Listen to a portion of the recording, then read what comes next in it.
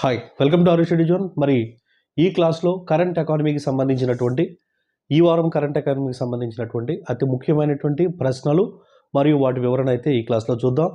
మరి APSC group 2 కానీ TSPSC group 2 కానీ మీరు కొట్టాలి అని అన్నప్పుడు సైన్స్ అండ్ టెక్నాలజీ ఎకానమీకి సంబంధించి మనకి ఏదైతే స్టాటిక్ సిలబస్ ఉంటుందో దాని నుంచి వచ్చేటువంటిది కేవలం 10 నుంచి 15% మాత్రమే వస్తాయి.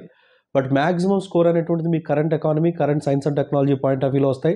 ముఖ్యంగా పిఐబి వెబ్సైట్ ఏదైతే ఉందో మనకు ఆ వెబ్సైట్ నుంచి సోర్స్ అయితే తీసుకోవాలి. దానికి నుంచి సోర్స్ తీసుకొని మీకు క్లాసెస్, అదేవిధంగా మేము మెటీరియల్స్, అదేవిధంగా టెస్ట్లు అనేటువంటి కండక్ట్ చేసే విధంగా ద బెస్ట్ ప్రోగ్రామ్ అయితే డిజైన్ చేసాము. కరెంట్ ఎకానమీ మరియు కరెంట్ సైన్స్ అండ్ టెక్నాలజీ కేవలం 250 రూపీస్కే మనకు 1 ఇయర్ వ్యాలిడిటీ వస్తుంది. ఈ ఇయర్ జనవరి 1 నుంచి కమింగ్ నెక్స్ట్ ఇయర్ 1 ఇయర్ వరకు కూడా ప్రీఐబి వెబ్సైట్ నుంచి అంటే ప్రెస్ ఇన్ఫర్మేషన్ బ్యూరో ఏదైతే ఉందో అక్కడ నుంచి మనకి సైన్స్ అండ్ టెక్నాలజీ, అదేవిధంగా జాగ్రఫీ, ఎకానమీ సంబంధించినటువంటి ముఖ్యమైనటువంటి అంశాలను మనకి ఎగ్జామ్ పాయింట్ ఆఫ్ వ్యూలో ముఖ్యమైనటువంటి అంశాలు, వాటి వివరణ మరియు వాటి మీద టెస్ట్లు అనేటువంటివి మనం కండక్ట్ చేస్తున్నాం. 100% ఇది మీకు ఉపయోగపడేటువంటి కోర్స్. ప్రతి ఒక్క గ్రూప్ 2 ఆస్పిరెంట్ చేతిలో ఖచ్చితంగా ఉండవలసినటువంటి కోర్స్. ఖచ్చితంగా మన యాప్ను డౌన్లోడ్ చేసి తీసుకోవడానికి ప్రయత్నం చేయండి. అదేవిధంగా ద బెస్ట్ లెజెండరీ ఫ్యాకల్టీస్తో మనం ఏపీఎస్సీ గ్రూప్ 2 కంప్లీట్ కోర్స్ కేవలం 500 రూపీస్కి ఇవ్వడం జరుగుతుంది. బట్ ఇంట్రెస్ట్ ఉన్న వాళ్ళు ఫుల్ కోర్స్ అయితే తీసుకోవడానికి ప్రయత్నం చేయండి. సో మరి ఫస్ట్ క్వశ్చన్ అయితే చూద్దాం. మరి ఇక్కడ ఫస్ట్ క్వశ్చన్ చూసినట్లయితే స్పెషల్ రూపీ వ్యాస్ట్రో అకౌంట్, భారత ప్రభుత్వం స్పెషల్ రూపీ వ్యాస్ట్రో అకౌంట్ ఏదైతే ఉందో ఎస్ఆర్విఏ వ్యాస్ట్రో అకౌంట్, ఈ వ్యాస్ట్రో అకౌంట్కి సంబంధించి మనకి ఒక ఇన్ఫర్మేషన్ అయితే ఇక్కడ 4 స్టేట్మెంట్స్ అయితే ఇవ్వడం జరిగింది. ఈ స్టేట్మెంట్స్లో మీకు ఏది సరైనదని అనుకుంటున్నారు, సరికానటువంటి స్టేట్మెంట్ ఏముందో ఐడెంటిఫై చేయమన్నారు. అసలు వ్యాస్ట్రో అకౌంట్ అంటే ఏంటంటే మనకు ఇంటర్నేషనల్ ఎక్స్పోర్ట్స్ అండ్ ఇంపోర్ట్స్ ఏవైతే ఉన్నాయో ఈ ఇంటర్నేషనల్ ఎక్స్పోర్ట్స్ అండ్ ఇంపోర్ట్స్ అనేటువంటివి డాలర్ను ఉపయోగించి, అంటే డాలర్ను ఒక మారక ద్రవ్యంగా ఉపయోగించి జరుగుతాయి. దానికి పూర్తి ఆల్టర్నేటివ్గా డాలర్ సహాయం లేకుండా మనకు స్వదేశీ కరెన్సీతో ఎక్స్పోర్ట్స్ అండ్ ఇంపోర్ట్స్ అనేటువంటివి చేసుకునేటువంటి విధంగా, కంఫర్టబిలిటీ ఇచ్చే విధంగా ఇంట్రడ్యూస్ చేసినటువంటివి వ్యాస్ట్రో అకౌంట్. సో మరి దీనికి సంబంధించి ఇక్కడ ఇచ్చినటువంటి 4 స్టేట్మెంట్స్లో మీరు ఏది సరికానిది అనుకుంటున్నారో ఐడెంటిఫై చేయండి అన్నాడు. ఈ చర్య ఏదో వ్యాస్ట్రో అకౌంట్ ఏదైతే తీసుకొచ్చిందో భారత ప్రభుత్వం దీనివల్ల వాణిజ్య లావాదేవీలు క్రమబద్ధీకరించడం మరియు వాటి సామర్థ్యం, వాణిజ్య లావాదేవీలు ఎక్స్పోర్ట్స్ అండ్ ఇంపోర్ట్స్ యొక్క సామర్థ్యం పెంచడం అనేటువంటిది లక్ష్యంగా ఈ వ్యాస్ట్రో అకౌంట్ అనేటువంటిది తీసుకురావడం జరిగింది. భారతీయ రిజర్వ్ బ్యాంక్ ఆర్బీఐ అంతర్జాతీయ లావాదేవీలను రూపాయల్లో సెటిల్ చేయడానికి మనం ఈ యొక్క ఎస్ఆర్విఏ అకౌంట్ మెకానిజాన్ని మన ఆర్బీఐ ప్రవేశపెట్టింది. మరి 3వ స్టేట్మెంట్ చూసుకుంటే వాణిజ్య భాగస్వామ్య దేశాల కరెన్సీ, అంటే ఏవైతే 2 దేశాల మధ్య ఈ వాణిజ్యం జరుగుద్దో ఆ దేశాల కరెన్సీల విలువ, మారక రేట్ ఏదైతే ఉంటుందో దాన్ని ఆర్బీఐ నిర్ణయిస్తుంది. మరి భారత్ మరియు బర్మా దేశాలు ఇటీవల పప్పు ధాన్యాల దిగుమతులు సులభీకరణ కోసం మనం బర్మా దేశం ఈ వ్యాస్ట్రో అకౌంట్ని యాక్సెప్ట్ చేసింది అని ఇక్కడ ఇచ్చినటువంటి 4 స్టేట్మెంట్స్ ఉన్నాయి. అవుట్ ఆఫ్ దిస్ 4 స్టేట్మెంట్స్ ఒక స్టేట్మెంట్ రాంగ్. ఆ స్టేట్మెంట్ ఏంటో ఐడెంటిఫై చేయండి. మరి ఇక్కడ ఇచ్చినటువంటి స్టేట్మెంట్స్లో ఒక రాంగ్ స్టేట్మెంట్ ఏంటి అంటే, మరి ఇక్కడ ఎక్స్పోర్ట్స్ అండ్ ఇంపోర్ట్స్ సామర్థ్యాన్ని పెంచడానికి ఈ వ్యాస్ట్రో అకౌంట్ మనకి తీసుకురావడం కరెక్ట్ అండి. రిజర్వ్ బ్యాంక్ ఆఫ్ ఇండియా మనకి ఎక్స్పోర్ట్స్ని కానీ ఇంపోర్ట్స్ని కానీ రూపాయల్లో సెటిల్ చేయడానికి, అంటే డాలర్ లేకుండా రూపాయల్లో సెటిల్ చేయడానికి ఆర్బీఐ ప్రవేశపెట్టినటువంటి మెకానిజమే వ్యాస్ట్రో. ఇది కరెక్టే. మరి వాణిజ్య భాగస్వామ్య దేశాల కరెన్సీ, అంటే మనం వేరే దేశానికి ఎక్స్పోర్ట్ ఇంపోర్ట్ చేసాం, మరి 2 దేశాల కరెన్సీ యొక్క మారకపు విలువ ఏదైతే ఉంటుందో అది ఆర్బీఐ చేత నిర్ణయించబడుతుందని ఇచ్చాడు. ఇది రాంగ్. ఆర్బీఐ చేత కాదు, మార్కెట్ విలువ చేత నిర్ణయించబడుతుంది. ఒక దేశ కరెన్సీ మరొక దేశ కరెన్సీ యొక్క విలువ మార్కెట్ రేటు, ఆర్బీఐ కాదు. కాబట్టి ఆప్షన్ సి అనేటువంటిది రాంగ్ ఆప్షన్. మరి వివరాల్లోకి వెళ్ళినట్లయితే వ్యాస్ట్రో అనేటువంటి అకౌంట్ ఏదైతే ఉందో ఇది కంప్లీట్గా డాలర్ని రీప్లేస్ చేసే విధంగా, ఇంటర్నేషనల్ ఎక్స్పోర్ట్స్ అండ్ ఇంపోర్ట్స్లో మారకపు ద్రవ్యంగా డాలర్ ఏదైతే వాడుతున్నామో దాన్ని రీప్లేస్ చేసే విధంగా ఇది తీసుకురావడం జరిగింది. ఫస్ట్ టైం మనకు ఇండియా రష్యా మధ్య ఇదైతే తీసుకొచ్చారు. మరి వ్యాస్ట్రో అకౌంట్, నాస్ట్రో అకౌంట్ అంటారు. నాస్ట్రో అంటే మాది, వ్యాస్ట్రో అంటే మీది అనే మీనింగ్ వస్తుంది. మరి ఏదైతే 2 దేశాల మధ్య వాణిజ్యాలు జరుగుతాయో, ఎక్స్పోర్ట్స్ అండ్ ఇంపోర్ట్స్ జరుగుతాయో స్వదేశీ కరెన్సీ చేత ముఖ్యంగా రూపీ చేత ట్రాన్సాక్షన్ చేసే విధంగా దీన్నైతే తీసుకురావడం జరిగింది.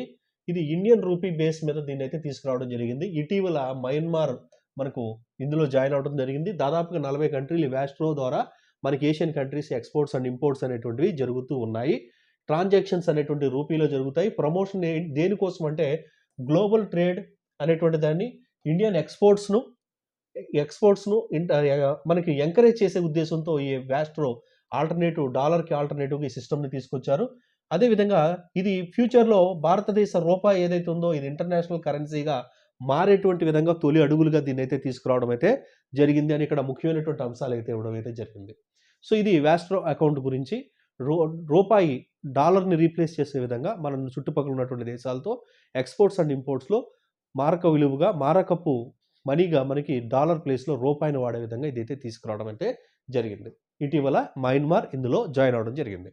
సో మరొక ముఖ్యమైనటువంటి క్వశ్చన్ చూసుకున్నట్లయితే మరి భారత ఆర్థిక వ్యవస్థ వృద్ధి రేటును ప్రపంచ బ్యాంక్ 2024 సంవత్సరంలో వరల్డ్ బ్యాంక్ ఏదైతే ఉందో వరల్డ్ బ్యాంక్ మనకి ఎంత భారతదేశము వృద్ధి చెందుతుంది, జీడిపి ఎంత వృద్ధి చెందుతుంది అని వరల్డ్ బ్యాంక్ అంచనా వేసింది అని ఇక్కడ ప్రశ్న అయితే ఇచ్చాడు.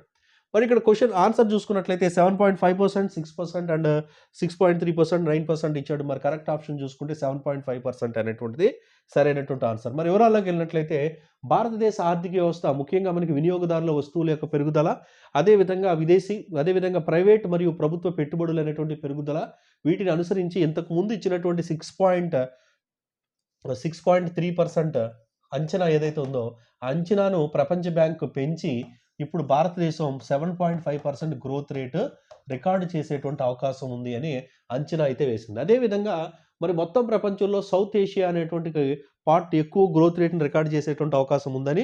ఎందుకనంటే ఏవైతే ఆర్థిక మాన్యంలో చిక్కుకున్నటువంటి దేశాలు ఉన్నాయో అవి శ్రీలంక కానీ పాకిస్తాన్ కానీ ఇవి గ్రాడ్యువల్గా మళ్ళీ రికవర్ అవుతున్నాయి కాబట్టి అవి అదేవిధంగా భారతదేశము ఈ అన్నిటి అంశాలు బేస్ చేసుకొని మనం 2024-25లో వేగంగా అభివృద్ధి చెందేటువంటి ప్రాంతంగా సౌత్ ఏషియా, దక్షిణ ఏషియా నిలవబోతుందని చెప్పేసి మనకు ఆర్బీఐ తెలిపింది. అదేవిధంగా మన యొక్క గ్రోత్ రేట్ అనేటువంటిది 6.3 నుంచి 7.5 వరకు పెంచడం అయితే జరిగింది. సో మరి మరొక ముఖ్యమైనటువంటి క్వశ్చన్ చూద్దాం. జిగ్ అనేటువంటి పేరుతో ఇటీవల కొత్త కరెన్సీని విడుదల చేసినటువంటి దేశం ఏది?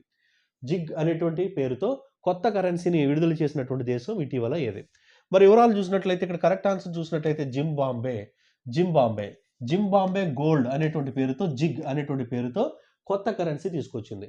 మరి జింబాంబే కనుక చూసుకున్నట్లయితే జింబాంబే తీవ్రమైనటువంటి ఆర్థిక సంక్షోభంలో మిగిలిపోయి విపరీతంగా కొత్త కరెన్సీని వాళ్ళు ప్రింట్ చేసేసి ఆ కరెన్సీకి విలువ లేకుండా మరి సొంత దేశంలో సొంత కరెన్సీ కంటే కూడా డాలర్కి ఎక్కువ విలువ పెరిగిపోయి కట్ల మనకి వాళ్ళ సొంత కరెన్సీ ఇచ్చి ఒక డాలర్ తీసుకునేటువంటి పరిస్థితి మనకి జింబాంబే రావడం జరిగింది. దీన్ని మనకు నాన్ వేషణ మీరు ఛానల్ కనుక చూసినట్లయితే అక్కడ జింబాంబే టూర్ కనుక మీరు చూసినట్లయితే క్లియర్గా అక్కడ చూపిస్తాడు. రోడ్ల మీద పెట్టి విపరీతంగా వాళ్ళ సొంత డబ్బు అమ్మేసి ఓ డాలర్ తీసుకుంటారు. ఎందుకంటే విపరీతంగా కరెన్సీని ప్రింట్ చేశారు కాబట్టి దానికి విలువ అనేటువంటిది కోల్పోయింది. సో ఈ ఆర్థిక సంక్షోభం నుంచి బయటపడడానికి తిరిగి మళ్ళీ జింబాంబే కొత్త కరెన్సీని ప్రింట్ చేసింది. అది జిగ్ అనే పేరుతో. సో మరి వివరాల్లోకి వెళ్ళినట్లయితే మరి జింబాంబే సంవత్సరాలుగా ఆర్థిక అస్థిరతని ఎదుర్కొంటూ ఉంది కాబట్టి జింబాంబే గోల్డ్ అనే పేరుతో కొత్త కరెన్సీని అయితే తీసుకొచ్చారు. ఆర్థిక అస్థిరతను తొలగించడం కోసం ప్రస్తుతం ఆ దేశంలో ఎవరికి కూడా సొంత దేశ కరెన్సీ మీద నమ్మకం అనేటువంటిది లేక విదేశీ కరెన్సీ డాలర్ని వాళ్ళు వాడుతున్నారు. కాబట్టి డాలర్ని రీప్లేస్ చేసేటువంటి ఉద్దేశంతో ఈ కరెన్సీని తీసుకొచ్చారు. మరి దీనికి ఒక డినామినేషన్ ఎంత అంటే 1 నుంచి 200 రూపాయల వరకు, అంటే 200 వరకు 1 to 200 జిగ్ వరకు దీన్ని తీసుకురావడం అయితే జరిగింది. అదేవిధంగా మరి నాణ్యాల రూపంలో దీన్ని అయితే తీసుకురావడం జరుగుతుంది. అదేవిధంగా మనకు చూస్తే గతంలో మనకి అనేక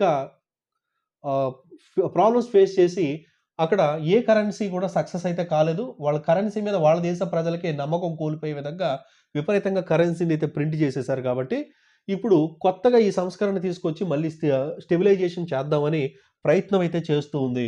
అయినప్పటికీ కూడా ఇంకా అక్కడ ప్రజలు సొంత దేశ కరెన్సీ మీద నమ్మకం లేక విదేశీయ కరెన్సీ అయిన డాలర్నే నమ్ముతున్నారు. బట్ గ్రాడ్యువల్గా వాళ్ళకి నమ్మకాన్ని పొందే విధంగా మనకు ఈ యొక్క జిగ్ కరెన్సీ అనేటువంటిది ఇక మనకు జింబాంబే అయితే తీసుకురావడం జరిగింది. ఓకే, చాలా చాలా ఇంపార్టెంట్ పాయింట్. మరి నెక్స్ట్ క్వశ్చన్ చూసుకున్నట్లయితే ఇటీవల రిజర్వ్ బ్యాంక్ ఆఫ్ ఇండియా 60 లక్షల వరకు కొన్ని కోఆపరేటివ్ బ్యాంకులకి ఫైన్ వేసింది. మరి ఏ బ్యాంకులకి మనకి బ్యాంకింగ్లో వస్తుంది రిజర్వ్ బ్యాంక్ ఫంక్షన్స్ వచ్చినప్పుడు అక్కడ reserve bank of India functions చూసినప్పుడు కొన్ని బ్యాంకులకు మనం జరిమానాలు కూడా పనిష్మెంట్స్ కూడా ఇచ్చేటువంటి మనం అంశాన్ని చదువుతాం. దాన్ని ఇక్కడ కరెంట్ పాయింట్ ఆఫ్ వ్యూలో అన్వయించుకున్నప్పుడు ఏమవుతుంది అని అన్నప్పుడు ఇది వస్తుందన్నమాట. ఇక్కడ చూస్తే ఏ బ్యాంక్స్ రాజ్కోట్ నాగరిక సహకారి బ్యాంక్ మనకి లక్నోలో ఉంది. రాజధాని నగర్ సహకారి బ్యాంక్, అదేవిధంగా కాంగ్రా బ్యాంక్, అదేవిధంగా గార్వాల్ బ్యాంక్. ఇవి ఉత్తరప్రదేశ్ అండ్ మనకు ఉత్తరప్రదేశ్, గుజరాత్ ఈ ఏరియాలో బీహార్ ప్రాంతాల్లో ఉన్నటువంటి బ్యాంకులుగా చెప్పుకోవచ్చు కోఆపరేటివ్ బ్యాంక్స్. మరి 5 కోఆపరేటివ్ బ్యాంక్స్లో ఇక్కడ ఉన్నటువంటి బ్యాంక్స్ ఏంటంటే ఆల్ ది అబోవ్. రాజ్కోట్, రాజధాని, కాంగ్రా కోఆపరేటివ్, అదేవిధంగా గార్వాల్ జిల్లా కోఆపరేటివ్ బ్యాంక్. ఈ బ్యాంకులకి మనకు రిజర్వ్ బ్యాంక్ ఆఫ్ ఇండియా ఏం చేసిందంటే పనిష్మెంట్స్ ఇచ్చింది వివిధ నియంత్రణ నిబంధనలు ఉల్లంఘించినందుకు. అదేవిధంగా ఈ యొక్క ఎవరైతే కోఆపరేటివ్ బ్యాంకులు ఉన్నారో అందులో మెంబర్స్ ఆర్బీఐ జారీ చేసిన ఆదేశాలు ఫాలో కానందువల్ల డైరెక్టర్లు వాళ్ళ బంధువులకు రుణాలు ఇవ్వడం, అడ్వాన్సులపై నిషేధం విధించడం, అదేవిధంగా పొదుపు ఖాతాలు తెరవడంపై ఇట్లా కొన్ని నిబంధనలన్నీ కూడా ఈ బ్యాంకులు అనేవి ఉల్లంఘించినటువంటి కారణంగా వీటికి 60 లక్షల వరకు జరిమానా అంటే విధించింది. అదేవిధంగా డిపాజిట్ల నిర్వహణ ఇలాంటి అంశాలపై కొన్ని రిస్ట్రిక్షన్స్ కూడా విధించడం అయితే జరిగిందనమాట. అంటే రిజర్వ్ బ్యాంక్ ఆఫ్ ఇండియా తన రూల్స్ అండ్ రెగ్యులేషన్స్ ఫాలో అవ్వకపోతే బ్యాంకులకు జరిమానాలు కూడా విధిస్తారు అని మనం ఇక్కడ గుర్తుపెట్టుకోవాలి. ఇక మరొక ముఖ్యమైనటువంటి క్వశ్చన్ కనుక చూసుకున్నట్లయితే ఐఎంఎఫ్ ఏదైతే ఉందో ఐఎంఎఫ్ 2024 సంవత్సరానికి భారతదేశ వృద్ధి రేటు ఇక్కడ అంచనా వేయడం జరిగింది. మరి ఐఎంఎఫ్ ఇంటర్నేషనల్ మానిటరీ ఫండ్ ఎంత వృద్ధి రేటు ఉంటుందని భారతదేశం మనకి ఐడియా అంచనా వేసిందని చూసుకుంటే 6.5%గా అంచనా వేసిందని. ఇది లాస్ట్ టైం 6.7 ఉంది, బట్ లాస్ట్ ఇయర్ దాన్ని తగ్గించింది. మనకు ప్రపంచ బ్యాంక్ అయితే పెంచింది, కానీ ఇది 0.2% తగ్గించి 6.5% అంచనా వేసింది అని. కమోడిటీ ధరలు విపరీతంగా ఉన్నప్పటికీ నియంత్రిత ప్రజా వినియోగ వ్యయం అనేటువంటిది ఉండడం, బలమైన ప్రభుత్వ పెట్టుబడులు పెట్టడం వల్ల మనకు ఫ్యూచర్లో ఈ యొక్క వృద్ధి రేట్ అనేటువంటిది ఊపందుకునేటువంటి అవకాశం ఉందని ఇక్కడ ఐఎంఎఫ్ మనకి ఈ యొక్క మన వృద్ధికి సంబంధించినటువంటి అంచనాను ఈ విధంగా వేసిందని మనకు 3 స్టేట్మెంట్స్ ఇచ్చాయి. మరి ఈ స్టేట్మెంట్స్లో ఏదైనా సరికానిది ఉంటే ఐడెంటిఫై చేయండి అన్నాడు. మరి ఇక్కడ ఫస్ట్ 6.5% అంచనా వేయడం, అంతకుముందు 6.7 ఉండేది, తర్వాత తగ్గించడం, తర్వాత మనకి మళ్ళీ ఫ్యూచర్లో పెరుగుతుందనేటువంటి అవకాశం ఉందని ఐఎంఎఫ్ మన ఆర్థిక వ్యవస్థ గురించి తెలియచేయడం, ఇవన్నీ కూడా సరైనవే. కాబట్టి ఏది మిస్టేక్ లేదు, కాబట్టి నన్ ఆఫ్ ద అబోవ్ అనేటువంటిది సరైనటువంటి ఆన్సర్. ఇక నెక్స్ట్ చూసినట్లయితే మరొక ముఖ్యమైనటువంటి ప్రశ్న, 2024 ఆర్థిక సంవత్సరంలో భారతదేశపు ఎలక్ట్రానిక్ ఎగుమతులు $29.12 బిలియన్ ఉన్నాయి. ఎలక్ట్రానిక్ గూడ్స్ ఎగుమతులు మన ఇండియా నుంచి అదర్ కంట్రీస్కి $29.12 బిలియన్ ఉన్నాయి, పెరిగాయి. అదేవిధంగా 24 ఆర్థిక సంవత్సరంలో మొత్తం ఎగుమతులు అంటే ఓవరాల్గా అన్ని ఎగుమతుల్లో 3% తగ్గింది, కానీ ఎలక్ట్రానిక్ గూడ్స్ ఎగుమతులు మాత్రం పెరిగాయి అని ఒక స్టేట్మెంట్ ఇచ్చాడు. అదేవిధంగా మన ఇండియా నుంచి ఎక్కువగా ఎలక్ట్రానిక్ గూడ్స్ని దిగుమతి చేసుకుంటున్నటువంటి కంట్రీస్లో ఫస్ట్ ప్లేస్ యునైటెడ్ స్టేట్స్, తర్వాత United Netherland second place, United Kingdom, Italy అనేటువంటి కంట్రీస్ ఏవైతే ఉన్నాయో ఈ దేశాలు మొదటి 5 స్థానాల్లో ఉన్నాయి అని. మొదటి 5 places, first 5 importers from India electronic goods విషయంలో అని ఇక్కడ 3 స్టేట్మెంట్స్ ఇచ్చారు మన ఎగుమతులకు సంబంధించి. మరి ఈ 3 స్టేట్మెంట్స్లో సరైనవి ఏవి అంటే all the statements are correct అండి, అన్ని స్టేట్మెంట్స్ కరెక్టే. మనకి ఎగుమతులు కొంతవరకు 3% తగ్గినప్పటికీ మన ఎలక్ట్రానిక్ ఎగుమతుల రంగంలో మాత్రం ఎగుమతులు పెరుగుదలను సూచిస్తున్నాయి. ముఖ్యంగా అమెరికా, నెదర్లాండ్, యునైటెడ్ కింగ్డమ్, అదేవిధంగా ఇటలీ అనేటువంటి దేశాలకు ఎక్కువగా మన ఎలక్ట్రానిక్ గూడ్స్ని అమ్ముతూ ఉన్నాము అనేటువంటిది ఇక్కడ క్లియర్గా గుర్తుపెట్టుకోవాల్సింది. ఫైనాన్షియల్ ఇయర్ 2024లో మన $29.12 బిలియన్ మనకి ఎగుమతులు ఎలక్ట్రానిక్ గూడ్స్ ఎగుమతులు అయితే చేరడం జరిగింది. మరి United states, United Arab Emirates, United Netherlands, United Kingdom మరియు ఇటలీ అనేటువంటి దేశాలు మన దగ్గర నుంచి ఎక్కువగా ఎలక్ట్రానిక్ గూడ్స్ని దిగుమతి చేసుకుంటున్నాయి. ఇక మరొక చివరి క్వశ్చన్ కనుక చూసుకున్నట్లయితే అంతరిక్ష రంగం, స్పేస్ రంగం ఏదైతే ఉందో అంతరిక్ష రంగంలో ఇటీవల ఎంత శాతం ఎఫ్డిఐలను ఆహ్వానిస్తూ ఆర్థిక శాఖ ఫారెన్ ఎక్స్చేంజ్ మేనేజ్మెంట్ చట్టాన్ని సవరించింది. సో మరి ఇక్కడ చూసినట్లయితే ఫారెన్ ఎక్స్చేంజ్ మేనేజ్మెంట్ చట్టం ఏదైతే ఉందో దీంట్లో ఎఫ్డిఐల పైన నిబంధనలు అనేటువంటి ఉంటాయి. ఎఫ్డిఐ అంటే ఫారెన్ డైరెక్ట్ ఇన్వెస్ట్మెంట్, విదేశీ కంపెనీలు భారతదేశంకి వచ్చి పెట్టుబడి పెట్టేటువంటి దాన్ని ఫారెన్ డైరెక్ట్ ఇన్వెస్ట్మెంట్ ఎఫ్డిఐస్ అంటాం. ఇది బేస్డ్ ఆన్ ద గూడ్స్ని యొక్క అవసరాన్ని బేస్ చేసుకొని వీటికి పర్సంటేజ్ అనేటువంటిది డిసైడ్ చేస్తారు. కొన్ని సందర్భాల్లో 37%, 34%, 49%, 51%, 100% ఇట్లా విదేశీ కంపెనీలు, విదేశాలు భారతదేశంలో ఎంత శాతం పెట్టుబడి పెట్టాలి అనేటువంటి అంశాలపై వివిధ రూల్స్ అండ్ రెగ్యులేషన్‌తో మనకి ఫారెన్ ఎక్స్‌చేంజ్ మేనేజ్‌మెంట్ చట్టం అనేటువంటిది ఉంటుంది. బట్ ఈ చట్టంలో ఇంతకుముందు ఉన్నటువంటి అంశాన్ని మార్చి ఇటీవల స్పేస్ రంగం, అంతరిక్ష రంగంలోకి విదేశీ పెట్టుబడులను ఎంత శాతం ఆహ్వానిస్తూ మనకి ఈ చట్టాన్ని చేశారు అనేటువంటిది ప్రశ్న. మరి ఇక్కడ కరెక్ట్ ఆన్సర్ చూసుకున్నట్లయితే ఎంత వరకు చేశారు అంటే 100% వరకు కూడా. స్పేస్‌లో మనకి ఇంతకుముందు 57% వరకు విదేశీ కంపెనీలు పెట్టుబడులైతే పెట్టొచ్చు. మిగిలిందంతా స్వదేశీ పెట్టాలి. కానీ ఇప్పుడు 100% కూడా విదేశాలు పెట్టుబడి పెట్టొచ్చు. ఎఫ్‌డిఐస్‌ని 100% అలౌ చేస్తున్నాము అని ఈ చట్టాన్నైతే సవరించడం జరిగింది. మరి వివరాలకెళ్ళినట్లయితే ఏప్రిల్ 16న ఈ చట్టం అమల్లోకి వస్తుంది. ఏప్రిల్ 16 నుంచి 100% ఆఫ్ డైరెక్ట్ ఇన్వెస్ట్‌మెంట్ అండి. 100% కూడా డైరెక్ట్ ఇన్వెస్ట్‌మెంట్‌ని తీసుకురావచ్చు. ఇంతకుముందు ఎంత ఉందంటే 74%. 74% మాత్రమే ఇంతకుముందు వరకు కూడా మనకి అలౌ చేసేవారు. బట్ ఇప్పుడు మనకి 100% కూడా ఫారెన్ డైరెక్ట్ ఇన్వెస్ట్‌మెంట్ స్పేస్ రంగంలోకి పెట్టేటువంటి అవకాశం ఉంది. ఇది ఏప్రిల్ 16 నుంచి అమల్లోకి అయితే వస్తుంది. మనకు టెస్లా చీఫ్ ఎలాన్ మస్క్ అనేటువంటి వాడు ఎవరైతే ఉన్నారో, టెస్లా చీఫ్ ఎలాన్ మస్క్ వస్తున్నాడు. మనకి భారతదేశానికి విజిట్ చేయబోతున్నాడు.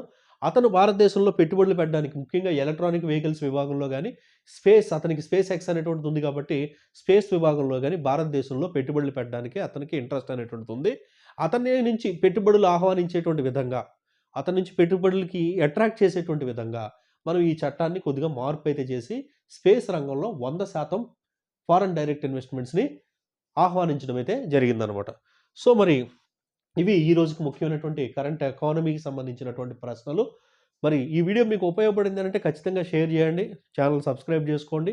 కరెంట్ ఎకానమీ క్లాస్ గాని, ఏపీపీఎస్సీ గ్రూప్ 2 కంప్లీట్ కోర్స్ గాని, తెలంగాణ గ్రూప్ 2 కోర్స్ కూడా కేవలం ₹500కి మనం అందిస్తున్నాం.